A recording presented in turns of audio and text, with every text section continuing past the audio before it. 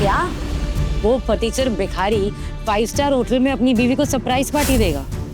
उस होटल में बर्तन तक घसने की औकात नहीं है अरमान को। वही तो मम्मी, अरमान सर से पाँव तक भिखारी है, इसलिए तुमने दीदी की शादी उस भिखारी से करवाई थी ताकि दीदी उम्र भर तक सिर्फ दुख झेले।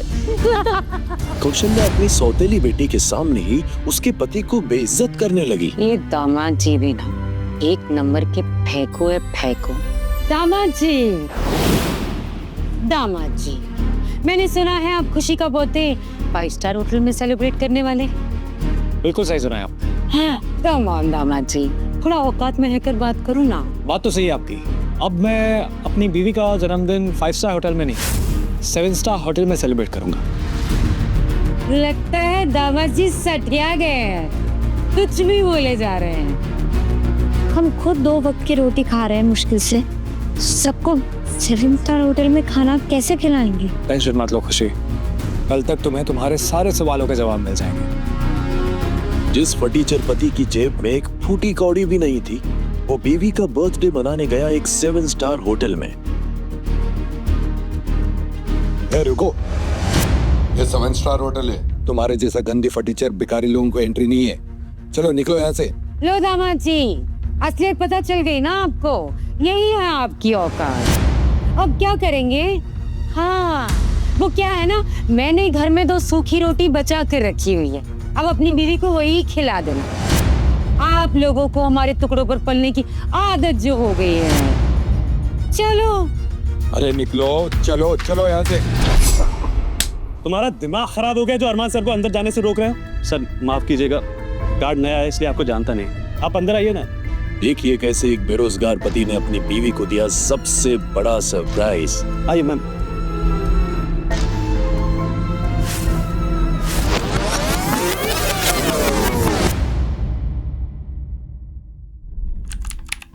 क्या वर्षिप, तू ऐसे हाँफ क्यों रहा है? घबराया उसे लग रहा है। सब कुछ खत्म हो गया फूफा जी। मैंने एक प्रोजेक्ट के लिए लोन लिया था, सब कुछ दांव पे लग गया, तो क्लाइंट ने लास्ट मोमेंट पे डील कैंसिल कर दी। मुझे तुरंत 10 लाख रुपए चाहिए होंगे, वरना कंपनी बंद हो जाएगी। मतलब शर्म नहीं आती तुझे? इनकी ऐसी हालत होते हुए भी तू इस वक्त इनसे पैसे मांग रहा है? कान खोल के सुन ले, निकल जाए यहाँ से, कुछ नहीं मिलेगा तुझे। कौशल्या, ऋषभ मेरे बेटे जैसा है। और आप अपनी पहली पत्नी के रिश्तेदारों को ना मेरे गले का फंदा मत बनाओ। और तू भी सुन ले, जो पैसे तूने और अरमान ने इनके इलाज के लिए दिए ना, वो मांगने की जुर्रत भी मत करना मुझसे। क्या? मेरे इलाज के लिए पैसे तुमने खुशी से लिए? तो और किससे? आपके अपने हैं ना। माफ करना फूफा जी, परेशान किया, चलता हूं मैं। भैया, मेरे बैंक अकाउंट में 2 लाख है, आप रख लीजिए। मेरी बहन की कमाई का पैसा कैसे ले लूं? और वैसे भी इतने में कुछ नहीं होगा, चलता हूं।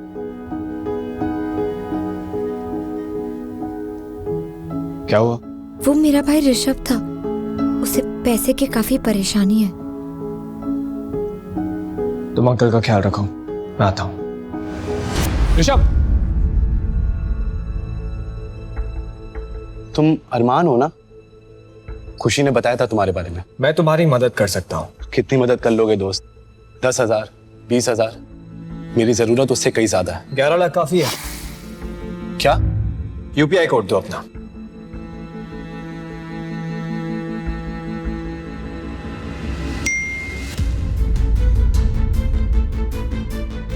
तुम्हारे पास इतने पैसे कैसे आए? शेयर मार्केट से, इसलिए मैंने किसी को नहीं बताया, तुम भी किसी को मत बताना, ओके? अच्छा, अब मैं चलता हूँ, अंकल को घर भी लेकर जाना है।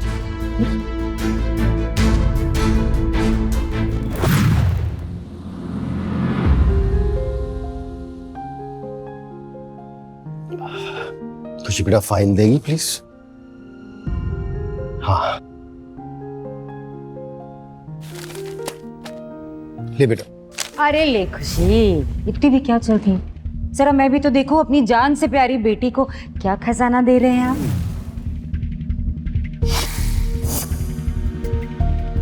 ओहो, ट्रांसफर ऑफ प्रॉपर्टी। कौशल्या, ये खुशी की माँ की जमीन है और अब वक्त आ गया है कि ये जमीन खुशी के नाम हो जाए। वैसे भी इसने अपना सारा पैसा मेरे इलाज पर खर्च कर दिया है। जहर ही दे दो मुझे। पहली पत्नी की जमीन बाप बेटी के नाम, हक किसका? बाप बेटी का। इतने सालों से मैं जो ये कैफे चला रही हूँ, हाँ, बदले में मुझे क्या मिलेगा? आप ऐसे खुशी से उसका हक नहीं छीन सकती है। और तुम किस हक से बीच में बोल रहे हो? हाँ, अब समझी। इस गूंगी को पहला फुसलाकर तुम इसकी जमीन हड़पना चाहते हो ना? पता है मुझे।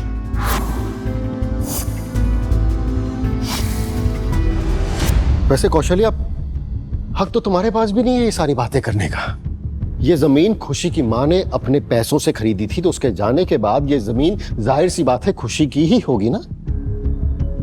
अगर रिश्ता सिर्फ खुशी का उसकी सगी माँ से ही है, तो इतने सालों से मैं जो इसे पाल रही हूँ, उसका मुझे क्या फायदा मिलेगा? मेरा मुंह मत खुलवाओ तुम। पिछले 15 सालों में क्या 15 बार भी तुमने खुशी के माथे पर अपना हाथ रखा है प्यार से? अगर तुमने सच में उसे अपनी बेटी माना होता ना, तो ये जमीन उसके नाम ट्रांसफर हो रही ना, तुम्हें इससे एतराज नहीं होता। सच कहूं तो बहुत चिंता है अपनी बेटी की। मेरे जाने के बाद पता नहीं अकेली ना हो जाए।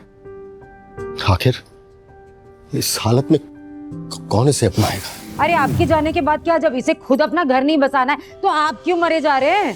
2 रिश्ते लाई थी मैं, ऐसे मना करती है जैसे खुद राजा महाराजा की बेटी हो। मना किया था ना इसने, है ना महारानी जी? छोटी माँ, पापा, आप लोग झगड़ा मत कीजिए। आप जिससे कहेंगे मैं उससे शादी कर लूंगी, बस आप लोग झगड़ा मत कीजिए। अच्छा, जिससे कहूंगी उससे कर लोगी शादी? इस भिखारी के साथ कर लोगी?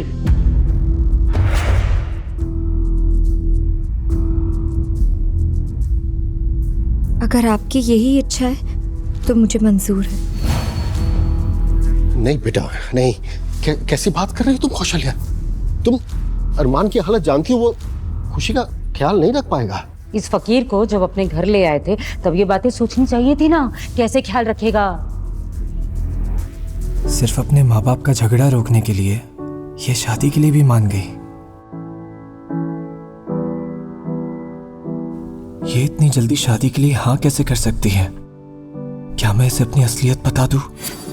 नहीं, जानवी के बाद एक और धोखा बर्दाश्त करने की हिम्मत नहीं है मुझ में। जवाब दो। क्या तुम तैयार हो खुशी से शादी करने के लिए? कभी कभी एक शादी सिर्फ प्यार का नहीं, जिम्मेदारी का फैसला होता है। Don't miss what happens next. Download Pocket TV now to watch the full story.